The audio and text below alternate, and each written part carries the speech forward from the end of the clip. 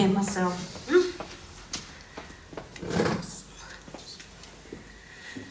Oh, I'm on tablets to stop me shaking, but they're not doing very well this morning.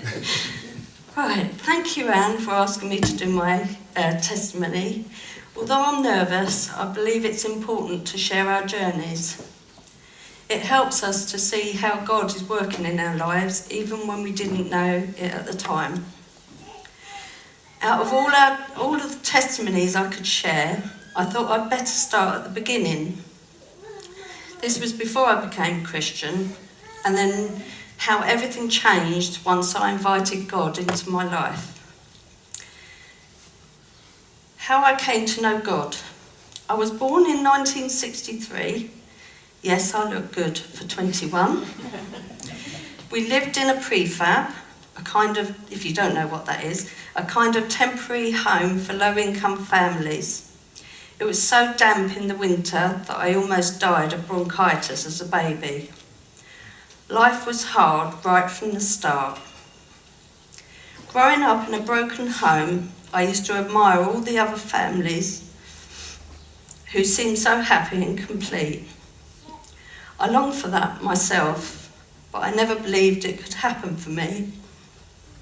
As a teenager, I went through some very dark times. I struggled with depression, feeling lost both at home and at school. I'd sometimes sneak out of school, sometimes probably an understatement, just to escape the daily feeling of failure. My passion was art, so that was the days I attended school. My art teacher, Miss Ray, I'm sure you all have a teacher that was special, said if I attended more, I could take my O-level art, so I kept my promise for the last year of school. When I left school, I found myself mixing with the wrong crowds, drug takers, drinking myself to oblivion, and sleeping at many different houses. I had a boyfriend and sadly ended up pregnant. At age 17, the choice to terminate my pregnancy was taken from me. A choice I'll find hard to live with until I die. I spent many days and nights walking the streets and hanging around in parks. It felt more peaceful than being at home.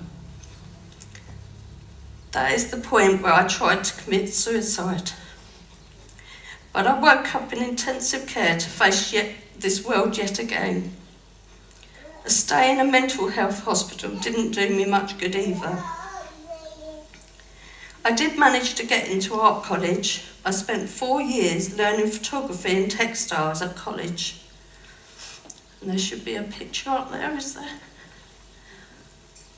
That's my lovely hairstyle. But when I left, I struggled to find work to do with my art. But I got a job working for a curtain maker for £1 an hour. I spent a year learning the skills. Still in my early 20s, I lived alone in a rented flat. My choices reflected how empty I felt inside. I still spent time with the wrong people and was still drinking too much, constantly trying to numb the pain. On a very low time in the middle of the night, I tried again to commit suicide. When I survived, I knew something had to change this time. I remember at age 21 asking myself, what is this life all about? What is the point?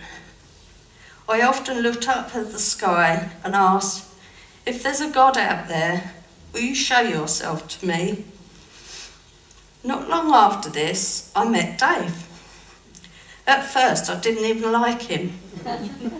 But strangely, I had this strong sense I would end up marrying him.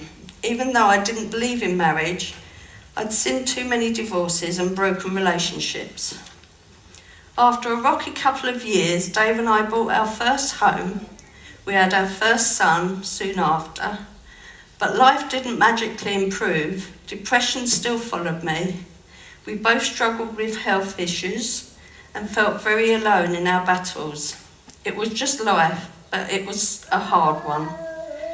Then in 1989, God happened. And then we've got another slide with my 18-month premature son. I hated that my surname was different from my son's, so I pushed Dave to get married. And I say pushed.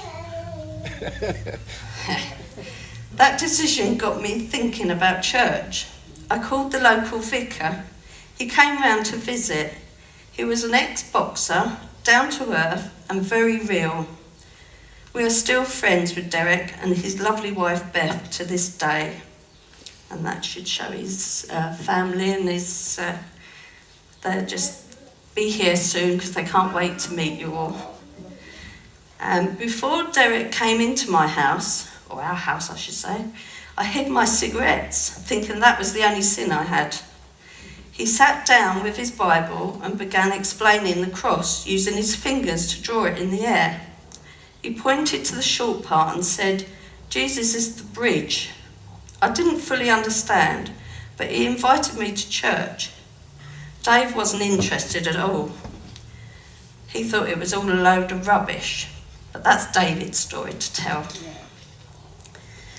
I walked to church the following Sunday with my 8-month-old son in his pushchair.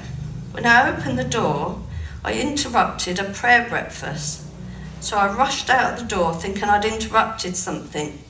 But Derek the vicar ran after me and gently encouraged me to come back. The love I felt that day was overwhelming. I was met with kindness, warmth, and a real welcome. During the service, I started to weep, and I didn't even know why. It just felt like I had come home. Right there and then, I asked God to come into my life, because I knew I was making a mess of it on my own. Every Sunday for months I cried.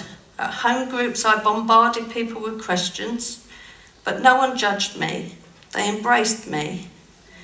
I found the Bible hard to read. Remember, I didn't go to school, so I didn't read at all. But I stuck with it. I started writing prayers and answers in my Bible. I found my way of concentrating in church by drawing what I'm feeling as we listen to God's work. And this is one of my first doodles. Some verses frightened me. The thought of him knowing me and everything I was doing was really daunting. I remember climbing into a wardrobe one day and realising I couldn't hide from him.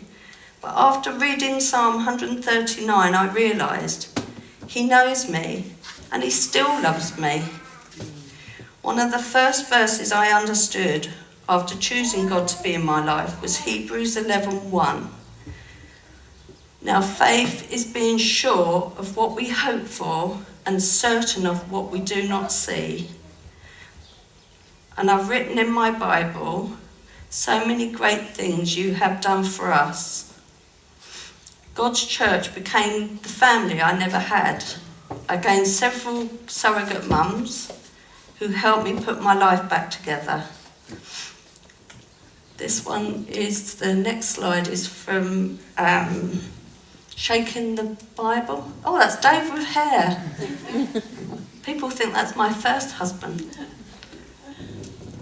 There should be some other slides. That's the wardrobe one, because I drew that because I was hiding in the wardrobe. And then you've got the psalm, and then the Shaking the Bible was from Steve. I thought that was brilliant. Shake the Bible. I love telling people about Jesus, not because I've got it all together, but because I know I couldn't have made it without him. For 37 years now, he's helped me sort through the heavy baggage I've carried. God has saved my life again and again, steadily helping me unpack the burdens that I didn't need to carry. I've seen miracles, and even when things didn't go the way I wanted, God's way has always been better. Looking back, I had no idea how one simple prayer, God, come into my life, would change everything. But it did. It was the best decision I've ever made. The journey hasn't been easy. but it's been real, and it's been full of God's grace, his love, and lots of miracles. And on the table you'll find a poem. This poem by a great poet called Annie Johnson. It's good because it's Annie. Must be a good name. Annie Johnson Flint. You can look her up. But there's a laminated poem that I've kept in my Bible always, because it shares about the struggles. And it reminds us. I'd love you to take one home if you wish. If you haven't taken the step to ask God into your life yet, don't wait. He's already waiting for you. He already loves you, but he's waiting for you to invite him in to guide you, to heal you, and to give you a new life. Thank you for listening to the beginning of my story. Thank you so much.